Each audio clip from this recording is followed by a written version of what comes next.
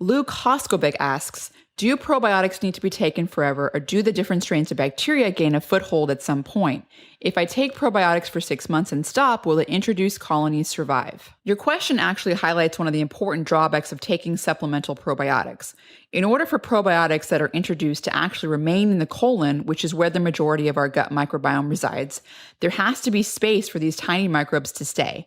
The predominant way bacteria take up residence long-term in the large intestines is by sticking to the mucin, which is the mucus-like material that makes up the gut barrier and lines the interior of the gut. The problem is that unless a person has just taken a course of antibiotics, that mucin is already effectively colonized with bacteria that already reside there, which can be a limiting factor that reduces the foothold that new species are able to gain. What this effectively means is that often probiotics that actually make it to the colon, if they were alive when you took them, end up being flow-through instead of sticking around. But what's interesting, however, is that probiotics can, while passing through, facilitate population shifts that may be otherwise less than straightforward while they pass through. Sort of like you introduce population A and B, but the resident population's X is diminished and resident population Y is increased. Or alternatively, the probiotics may also interact more directly with our immune system while they pass through.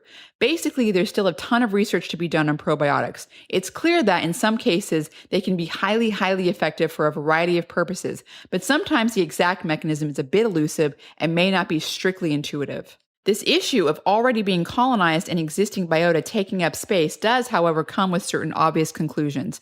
The first of which is that if you're perhaps most advantaged in taking probiotics shortly after you wiped out your existing population with antibiotics. It's important to note, however, that the cumulative effect of repeated use of antibiotics is pretty much unambiguously negative from the perspective of the gut microbial communities, with each additional course causing even greater changes that shifts the community further away from its natural starting state.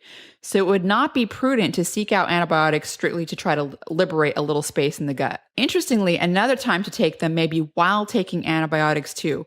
Clinical studies have shown that this can reduce the potential of later C. diff infections, among other things. Gut researcher Dr. Justin Sonnenberg out of Stanford has characterized probiotics as potential placeholders that prevent pathogens from gaining a foothold during recovery, which may be an interesting way to look at it. However, with that said, it is possible that with repeated use, as is the case with 6 months, that some can get a foothold in the mucin and stick there. To have a better chance of that happening or having any sort of therapeutic effect at all, it's helpful to first have a product that you're confident is alive when it arrives to you and also has a sufficient quantity of bacterial cells that can actually make an impact. There's one particular product that stands out for this reason and also because of the sheer volume of clinical evidence that you can find by just searching its name in Google Scholar or PubMed. The product to which I'm referring to is known as VSL number 3, particularly the unflavored sachets, which has 450 billion probiotics per serving packet.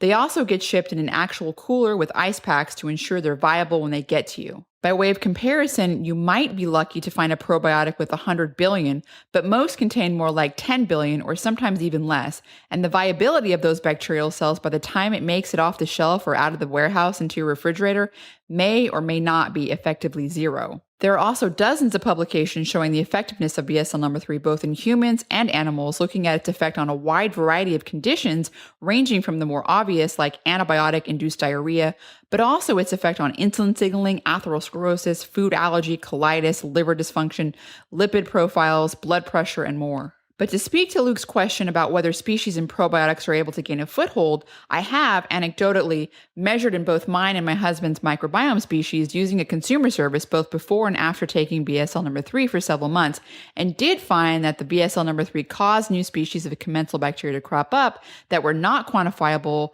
at my baseline and were not even species necessarily found in BSL number 3. I think it is possible that some of the probiotic strains that were in the BSL number 3 produced what are known as short-chain fatty acids, small molecules like lactate, which then ultimately provide fuel for other neighboring strains of bacteria that I may have had in very small quantities already present in my gut, which then became more detectable once they sufficiently increased in quantity.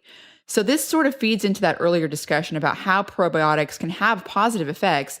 But then when you go and actually look at the changes from the probiotics, they may be somewhat unexpected. Additionally, in my experience, some of the strains actually present in the super probiotic BSL number 3 did begin to show up as well. All of that said, as a person with former gut problems that seem to have been resolved, I no longer take VSL number 3 every day because frankly, it is a bit cost prohibitive and probably not even necessary for me at this point. Instead, I take a maintenance dose every week or so and generally keep what I consider an airtight diet that promotes a healthy microbiome through the consumption of an abundance of various types of healthy fermentable fiber. If you're listening to this and look up VSL number 3 online, again, no affiliation here, be aware that it can be bought direct from the manufacturer and shipped to your home without a prescription, but they do advertise it as a medical food with the expectation that you're taking it under the care of a physician. So while I don't know of any particular risk from taking probiotics, it's always good to follow the prudent podcast listeners rule and consult a physician before trying to treat what may be a medical condition.